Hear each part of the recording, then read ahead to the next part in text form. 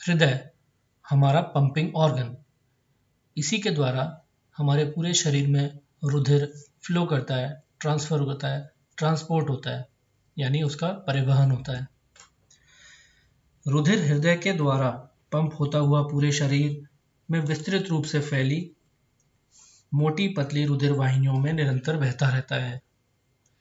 पर इन रुधिर वाहिनियों का कैसा स्वरूप है, कैसा इनका इंटरनल स्ट्रक्चर है, और ये जो दो कलर की अलग अलग दिखाई देती हैं जिन्हें हम धमनी और शिरा कहते हैं, उनमें परस्पर क्या संबंध और क्या अंतर है, चलिए शुरू करते हैं हमारे चैनल सक्सीड इन साइंस में।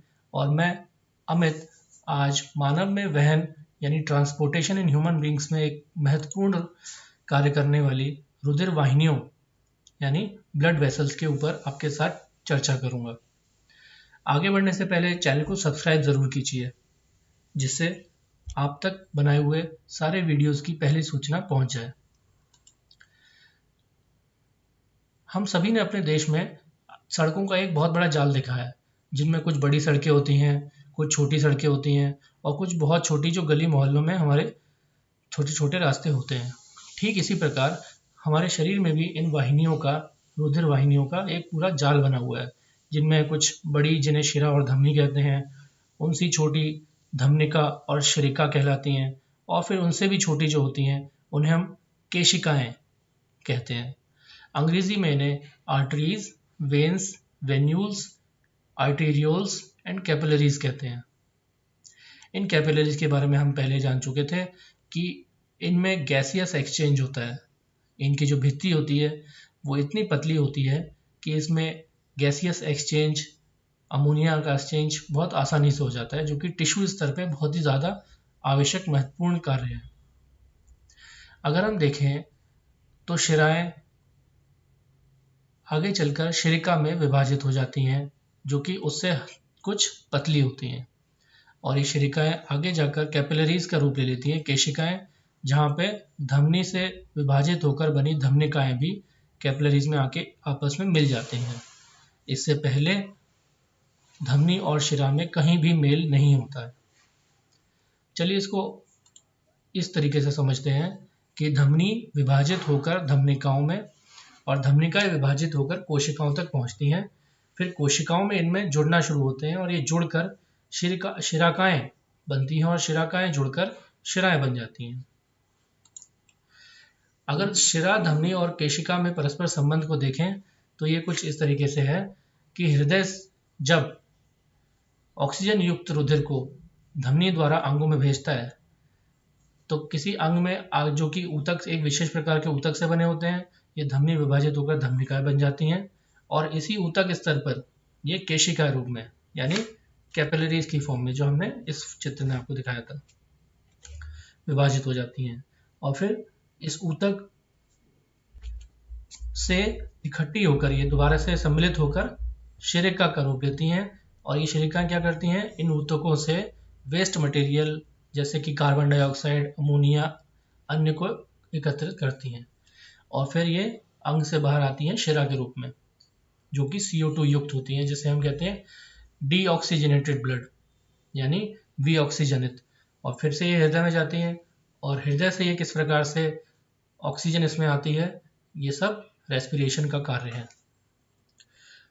अगर हम देखें कि धमनी और शिरा में आपस में अंतर क्या है, क्योंकि इनका कार्य अलग है तो इनकी बनावट में, इनकी कार्यविधि में बहुत अंतर है। धमनी को अगर हम देखें तो ये शरीर के विभिन्न अंगों तक रुधिर को पहुंचाती है, यानी इसका कार्य रुधिर को पहुंचाने का है।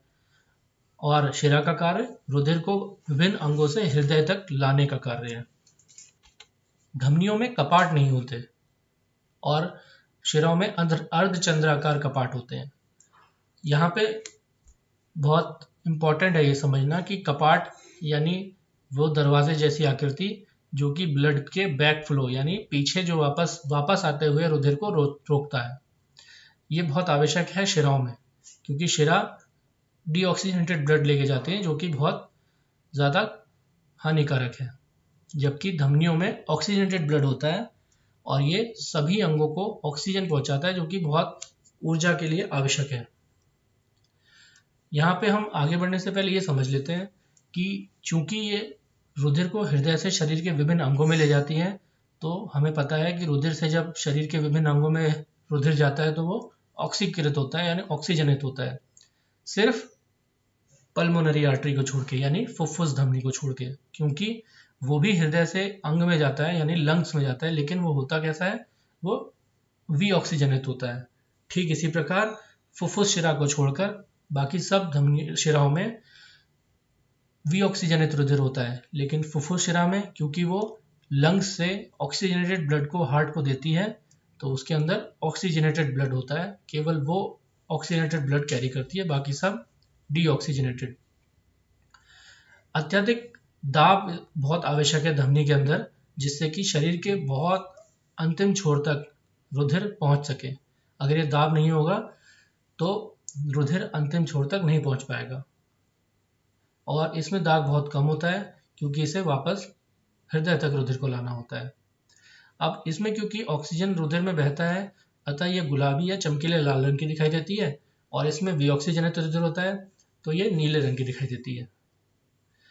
ये शरीर में गहराई में स्थित होती हैं, जबकि शिरा त्वचा के समीप।